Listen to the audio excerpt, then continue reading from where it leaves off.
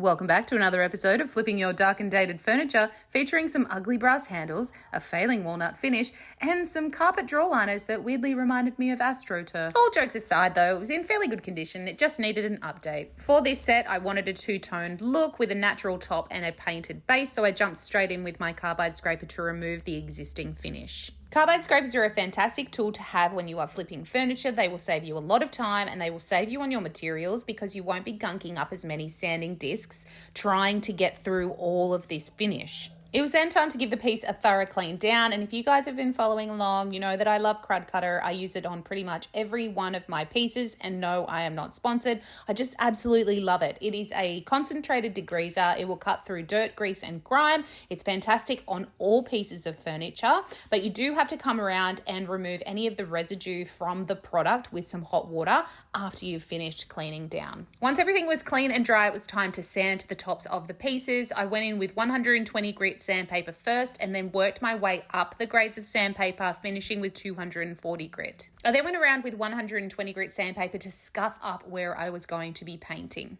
It was then time to try and get the AstroTurf out of the drawers, and this stuff was like marine carpet. It was gross, and I did think that I'd be able to remove it off the ply, but it was so well glued that that was not going to be happening. So I resorted to taking all of the staples out and then taking it out completely with the intention of painting the drawers without the ply in. But this texture mark mucked me up. I was going to have raw ply at the bottom of these drawers because when you paint inside of a drawer, you've got to remember that things are going in and out of it all the time and paint will fail over time. So if I can avoid painting inside drawers, I will for that reason. Once the base was back in, I used my staple gun to secure it back down. The handles that I'd removed from the tall boy weren't the same as the handles on the bedside tables. They'd obviously been fitted after they weren't the original, and they were fitted from the front, so they had some little nail holes that I needed to fill and then sand down smooth before removing all of the dust from the piece using some methylated spirits and water.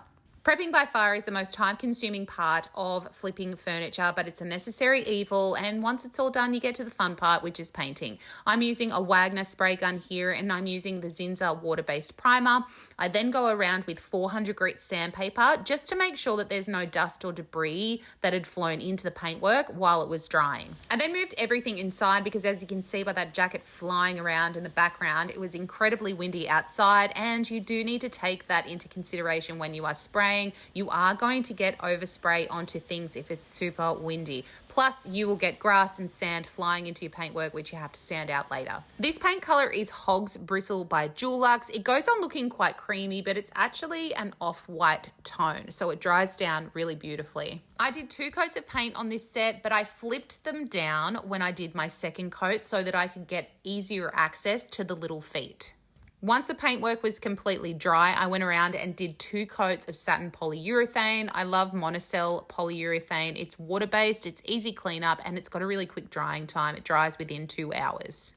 Originally, I had planned to do a deeper tone on the top of this set, but when I took the tape off, I actually really loved the freshly sanded pine next to the off-white. Now, if you go ahead and you apply a polyurethane or a wax onto the raw timber, it is going to do this. This is me actually applying water to the piece, but it gives you a good indication of what those products are going to do to the tone of the timber. So in order to keep that freshly sanded look, I went ahead and I applied 2 coats of paint wash. Paint washing is essentially applying a watered down paint mix to the timber in order to achieve a desired outcome. So you can do a lot of things with paint washing. Here I wanted to neutralize that warmth, but depending on what colors you actually put into your paint wash, you can achieve different results. I created a beginner's guide through the link in my bio, which will teach you everything that you need to know about paint washing, what colors to choose, how to mix up, how to apply, and then how to seal for longevity. You can see here that I'm applying with a microfiber cloth and then I'm wiping off the excess with an old t-shirt before going ahead and speeding up my dry time using a hairdryer.